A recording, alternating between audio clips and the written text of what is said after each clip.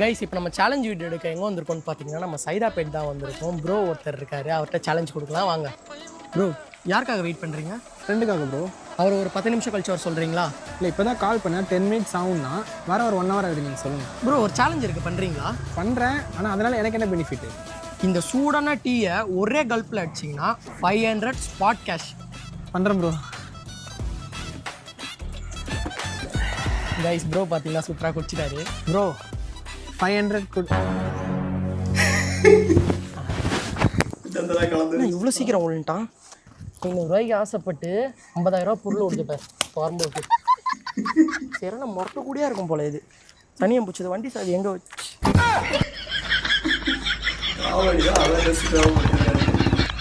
தூத்துக்குடி கொத்தனார் இவர் நம்ம சித்தப்பா வச்ச. இவர்கிட்ட சிக்கனா ஆர்னி பிரிட்ஜ் மேலேருந்து சூசைட் பண்ணிக்கிற அளவுக்கு அட்வைஸ் பண்ணுவாரு. கண்டுக்காம போயிட்டு வந்தான். நீ ஒரு அருவி என் கருவி எடுத்து உன் அருவி. நீ எங்க அண்ணன் பையன் கௌதம் தானே? இல்ல அக்கா பையன் அரவிந்த். என்னடா நடிக்கிறியா? இல்ல படிக்கிறேன் சித்தப்பா. ஆமா, என்ன அந்த பக்கம்? இந்த பக்கம் பாத்தீங்கன்னா சித்தப்பா வடபழனி இருக்கு. வடபழனி தண்ணா கிண்டி. இந்த பக்கம் கோயம்பேடு. டேய், நான் இந்த பக்கம் எங்க போறேன்னு கேட்டேன். இந்த பக்கம் நான் கோயம்பேடுக்க போவாங்க. வடபழனி தான். நான் திமிரா? இல்ல சண்டை கோழி. இல்ல ரெண்டுமே விஷால் படம் தான். சொல்லுங்க சித்தப்பா. இன்னும் உதாரணமா சுத்திரியா இல்ல வேலை வெட்டிக்கு எங்கேயாவது போறியா? நான் போன மாட்டேன். ஆனந்த விகடன்ல அவார்டை வாங்கி தர போறேன். ஒத்த நொடியிலதான் எனக்கு சுத்தம் கலங்கிருச்சே. சாவறதுக்குள்ள ஒரு ட்ரிப்பு போகணும்னு இருந்தோம். நல்லபடியா போயிட்டு வந்தாச்சு மச்சான். டேய், எல்லா கணக்கும் முடிஞ்சிச்சுலடா மச்சான். உனக்கு அந்த 1000 ரூபா அமிச்சிட்டேன். ஹரி, நீ மட்டும் ஒரு 200 ரூபா தரணும்டா. டேய், மத்தியானம் நீ சாப்பிட்ட பிரியாணி நான் தான்டா பே பண்ணேன். ஏய் ஆமாண்டா, அந்த காம்போ பிரியாணி 199 ரூபா. அப்படி பார்த்தாலும் நீ எனக்கு 1 ரூபா தரணுமேடா. டேய் சும்மாடா விட்றா. சரி எல்லாம் பார்த்து வீட்டுக்கு போங்கடா. பாய்டா. ஹரி, நீ வாடா, நம்ம போலாம். நான் கணேஷ் பார்த்தே ரொம்ப நாள் ஆச்சு. டேய், யாரா தேர்ந்துக்கிறா?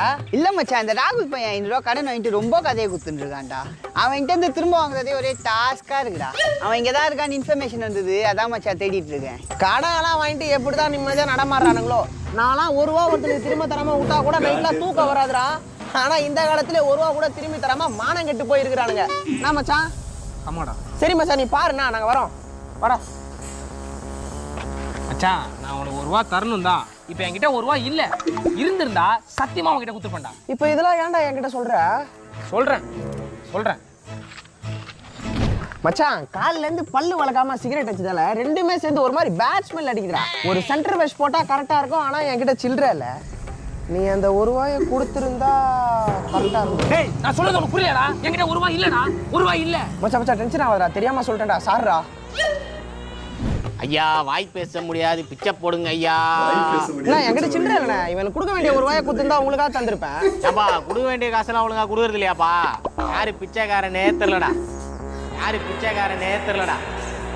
1 ரூபாய்க்கு அதெல்லாம் பண்ற? இல்ல மச்சான். டேய், இங்க வாடா. 1 ரூபா கடை. இல்லைப்பா, காசு இல்லைப்பா. 1 ரூபா காப்பா. 1 ரூபா பாக்குறேன். 10 ரூபா இருக்கும். 10 ரூபா 1 ரூபா இருக்க.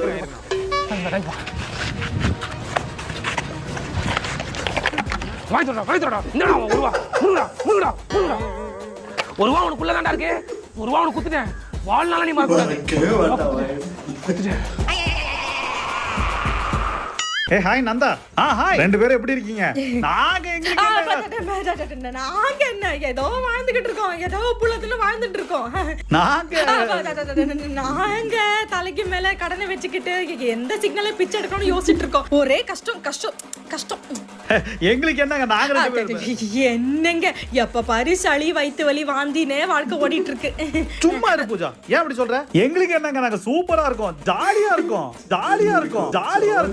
ஏன் அவசரப்பட்டுட்டியடா?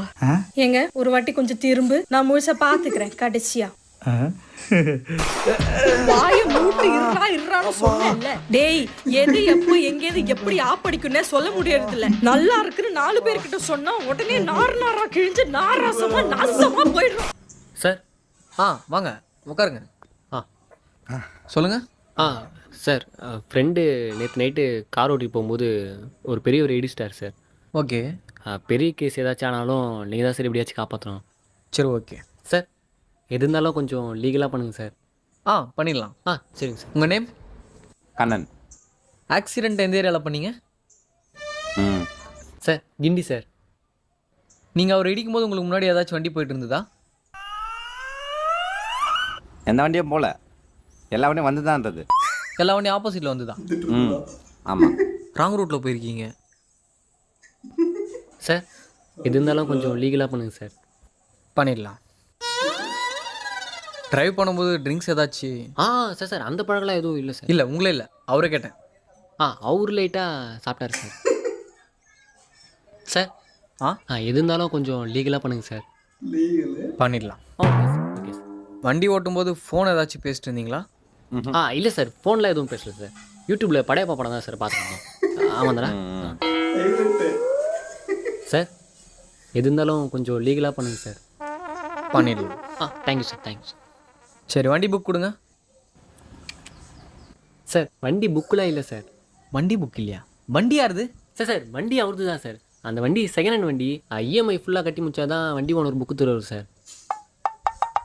சார் எது இருந்தாலும் கொஞ்சம் லீகலாக பண்ணுங்க சார். பண்ணலாம். சரி, லைசன்ஸ் ஆச்சு கொடுங்க. சார் லைசன்ஸ் இல்லை சார். சார் எது இருந்தாலும் கொஞ்சம் லீகலாக பண்ணுங்க சார். தம்பி, நான் லீகலாக பண்ண வேறு மாதிரி ஆகிடும். தயவுசெய்து வெளியே போயிடுங்க. டேய் வாடா, ஒரு ஆள் வேற வக்கீல்கிட்ட போய் ஒன்று லீகலாக காப்பாற்றேன். அடி சார் போங்கடா. அவன் கூட போத நான் கேட்க மாட்டியா நீ? அவனை பார்த்தாலே எரிச்சலா ஆகுது எனக்கு. நீ கேட்கறதெல்லாம் வாங்கி கொடுக்குறது, நானே சுத்துறது மாட்டேன். அவனா அசிங்கமால உனக்கு அப்படி தாண்டி பேசுவேன். ஹலோ ஹலோ, யாரா? இப்போ நான் யாருக்கிட்ட பேசணும்னு உனக்கு தெரியாது. சரி விடு, நான் தான் இருந்தாலும் ஆளு மச்சான், பார்த்து பக்குவமா பேசுறா. இந்த காலத்துல பார்த்து பக்குவமா பேசணும்னா நமக்கே பட்டையடிச்சுட்டு போயிடுவாளுங்க. டேய் நீ எவ்வளோ பண்ணியிருப்ப, அதுக்கெல்லாம் அந்த பொண்ணு பொறுத்து போல. இதெல்லாம் சாதாரண விஷயம்டா. டேய் பொறுத்துக்கிறதுக்கோ சகச்சுக்கிறதுக்கோ நானா பொம்பளையா? ஆம்பளை மாமா. மச்சான் என் கம்பெனியில் ஒரு வேகன்சி இருக்கடா, நாளைக்கு இன்டர்வியூ வைக்கிறாங்க, வரியா? டேய் சும்மா வேலை வெட்டிக்கலாம் போய் போடா கம்பெனி. டேய் எத்தனை நாள் அவங்க அப்பா காசுல துண்டு தூங்க போற? அந்த ஆள் என்ன பூச்சி கத்துறாரா? ஒழுங்கா வேலைக்கு போடா. உன்ன மாதிரி இன்னொருத்தன் கீழே வேலை பார்க்கறதுக்கு நானா அடிமையா? ஆம்பளை மாமா. டேய் ஹெல்மெட்டாவது போட்டு போடா, காதுல ஹெட்செட்டையும் போட்டுக்கிற, வண்டியும் ஏடா கூடமா ஓட்டுற. செத்துக்கிட்டு போயிட்டு நான் யாரும் வீட்டுக்கு போய் சொல்றது? செத்தே போனாலும் கெத்து போவாதடா. என் வண்டி போயிரும்டா, பொறுமையாவது போடா. பொறுமையா போறதுக்கு நானா பொம்பளையா? ஆம்பளை மாமா.